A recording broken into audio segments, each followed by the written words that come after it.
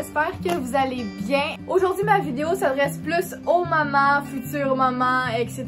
Mais si t'es pas maman pis t'as juste envie d'écouter ma vidéo, ben y'en a pas de problème, tu peux rester. Le thème c'est dans le fond les essentiels pour l'arrivée du bébé dans le fond. Aujourd'hui je vais vous montrer ma liste à moi que j'avais écrite pour l'arrivée de mon petit bébé. Parce que c'était mon premier bébé, fait que je voulais être sûre de rien oublier puis d'avoir exactement qu'est-ce qu'il faut pour la venue d'un petit bébé. Fait que je me suis écrit une liste, puis je me suis dit que je pourrais peut-être vous la partager. Sur ça, comme je vous dis, c'est ma liste à moi, fait que encore une fois, ça se peut que j'ai oublié des trucs ou que vous voulez rajouter des choses que moi j'ai pas mis. Ça se peut très bien, écoutez, je l'ai faite à mon goût pour moi. Bon, fait que c'est ça, j'espère que ma vidéo va vous aider à ne pas oublier certains trucs hyper importants. Pour commencer, j'avais écrit évidemment une poussette, puis un banc d'auto. Mais dans le fond, il y a beaucoup de bancs d'auto qui fit avec des poussettes, dans le fond, qui clipent. Fait que c'est vraiment nice. Fait que je te conseille personnellement d'acheter une poussette qui fit avec ton banc d'auto. C'est vraiment pratique, c'est vraiment easy, vraiment facile. Genre ton bébé, il est dans sa coquille, tu le prends dans l'auto, tu le mets direct dans le carrosse, ça clip direct. Moi, je trouve ça bueno, c'est ça que je me suis acheté comme poussette, puis je regrette zéro. Je trouve que c'est vraiment très pratique, très facile à utiliser, puis c'est moins de trouble aussi. Puis sinon, un parc, bien évidemment, quand tu t'en vas chez des gens ou whatever pour coucher ton petit, pour pas que tu le couches dans un grand lit puis qu'il manque de tomber puis de se faire mal, tu sais. Fait que achète-toi un parc, c'est sûr et certain que c'est très pratique, très utile puis que c'est même indispensable. Sinon, il y en a aussi qui ont des Moïse, dans le fond c'est un petit lit portatif pour les petits bébés naissants. Moi j'en avais un, je l'ai utilisé un petit peu dans les débuts, mais quand il a tapé le 2-3 mois, j'ai déjà arrêté de le mettre dedans. J'en ai plus vraiment eu besoin puis j'ai jamais réutilisé depuis, fait que oui c'est pratique dans les débuts, mais sérieusement après tu l'utilises plus pantoute, fait que je trouve pas que c'est tant nécessaire que ça d'avoir un Moïse, mais je l'ai quand même écrit dans ma liste d'un coup qu'une maman veut absolument ça. Puis sinon je pense qu'on appelle ça une écharpe, dans le fond le genre d'affaire que tu mets surtout pour pouvoir mettre ton bébé sur toi. Le genre d'affaires portatif là. Moi personnellement j'utilise pas vraiment le mien, j'aime mieux le mettre dans un carrosse mon bébé parce que je trouve que ça fait trop mal au dos quand tu l'as sur toi. Mais si ça vous tente, ça vous intéresse d'avoir une écharpe, ben tu peux toujours écrire ça sur ta liste. Une housse de banc d'auto d'hiver, si t'es un bébé d'hiver, si t'accouches en hiver, je te conseille fortement d'aller t'acheter une housse qui va par-dessus la coquille. Je pense que ça s'appelle un coulou, je suis pas sûre, de quoi de même.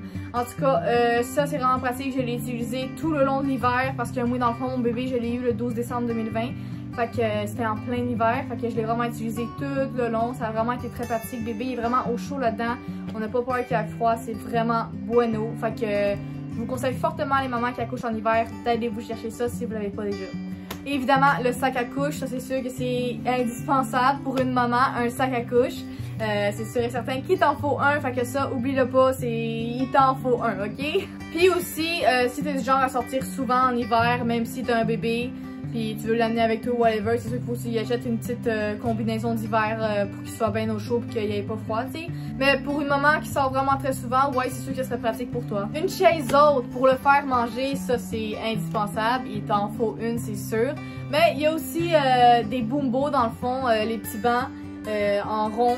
Ça c'est vraiment très pratique, t'amènes ça n'importe où, n'importe quand. Tu t'en vas chez une amie qui a pas d'enfant, t'amènes ça dans ton char, c'est tout petit, ça prend pas de place, c'est facile à amener, c'est pas lourd.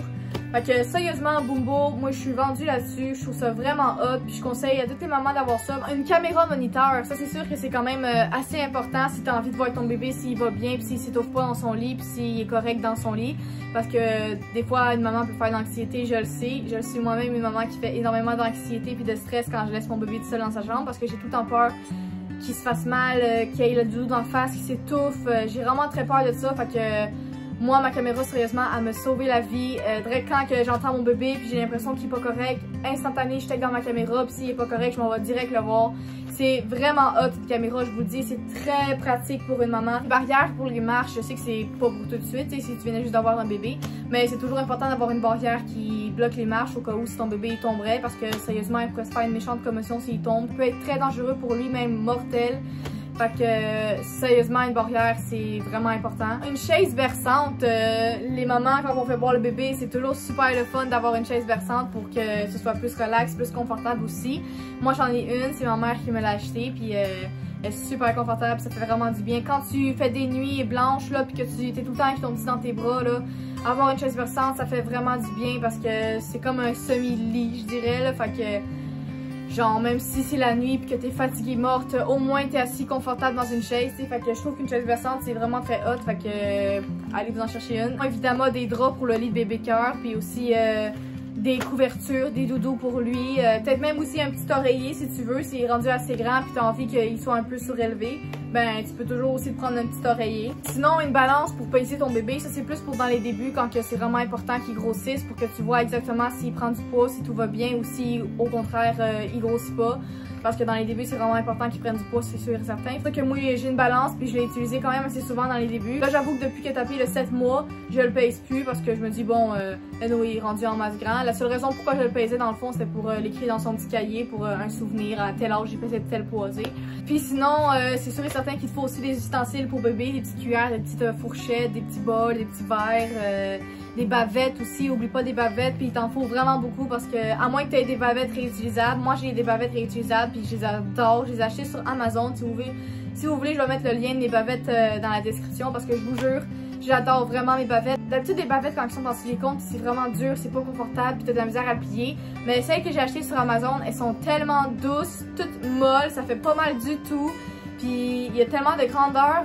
Mon bébé il a 9 mois, puis il est encore au numéro 1 de la grandeur de la bavette. Fait que c'est cool, il va pouvoir l'utiliser vraiment longtemps. Puis sérieusement, la qualité est insane. Même les dessins sont super cute. Moi j'adore ce que j'ai acheté. Je vous le conseille d'acheter ça parce que c'est beaucoup plus pratique puis beaucoup plus le fun.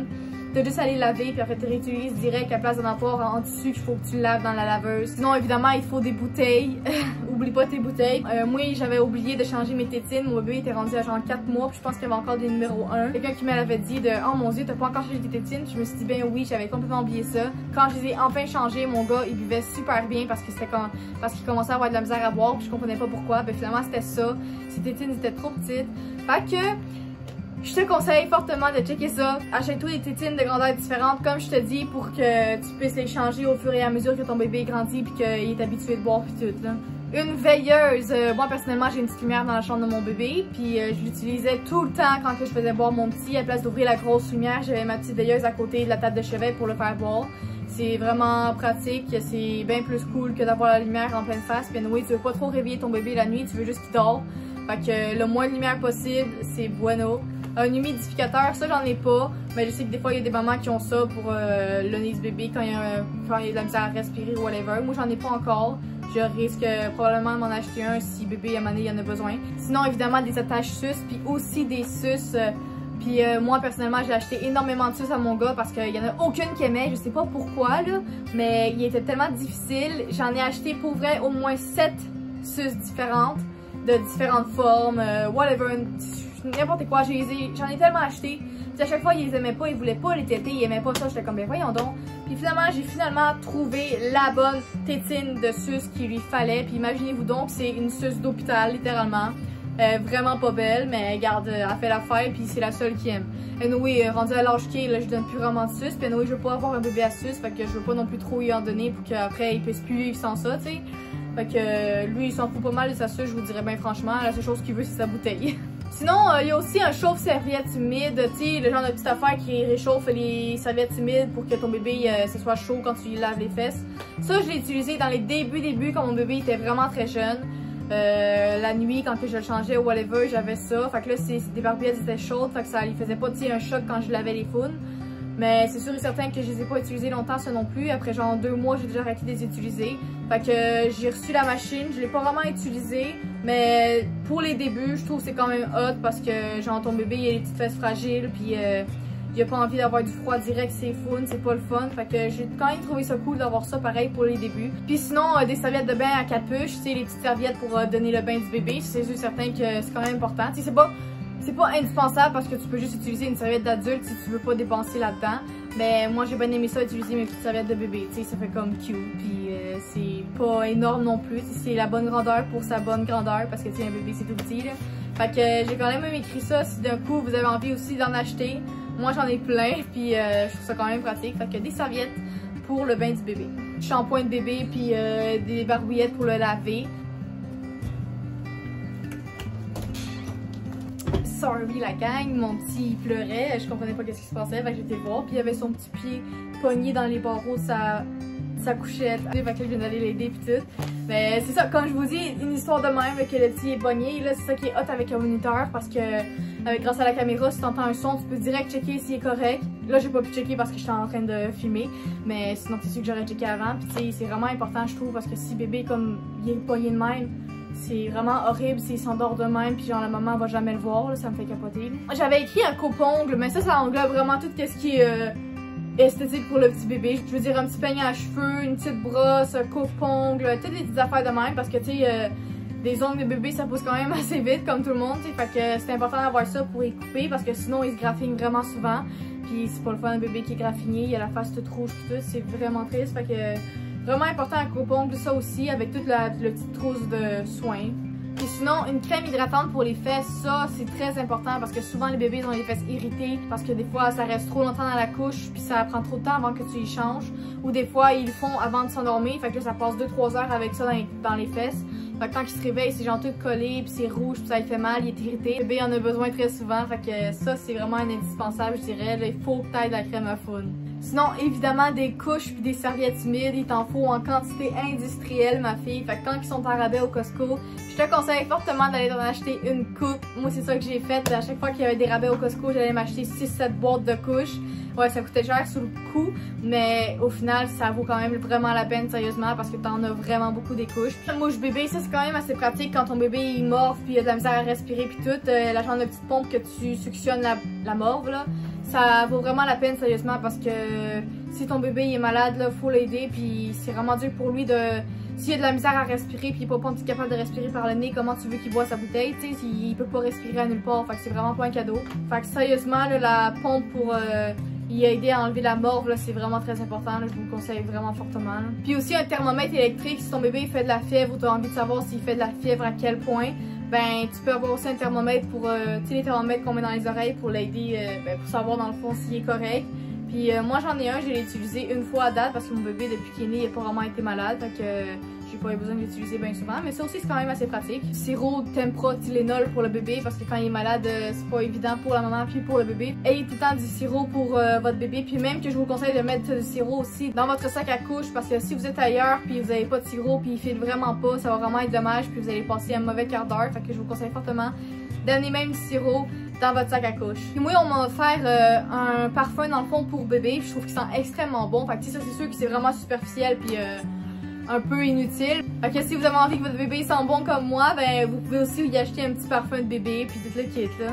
Sinon, un anneau de dentition, tout ce qui est jouet de dentition, c'est vraiment très hot quand t'as ça parce que quand ton bébé fait ses dents, c'est vraiment pas un cadeau. On le sait tous à quel point c'est rough un bébé qui fait ses dents parce qu'il sent pas bien, il a mal, il souffre. Mais les jouets de dentition, je vous le dis, ça sauve la vie. Ils se sentent tellement bien les bébés quand ils croquent là-dedans.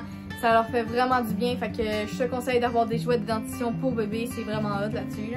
Puis sinon, une poubelle à couche. Moi, j'ai passé 8 mois avec bébé sans de poubelle à couche. J'avais juste une poubelle bien normale. Puis je regrettais vraiment. J'étais comme, c'était inutile une poubelle à couche. Mais finalement, non, c'est vraiment pas inutile.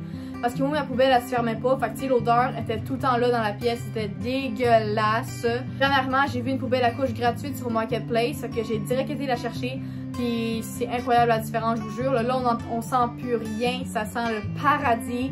Même s'il y a des couches de caca dedans, on sent rien. C'est la vie, man. Si t'as pas les moyens de t'acheter une poubelle à couche, t'as juste à faire comme moi.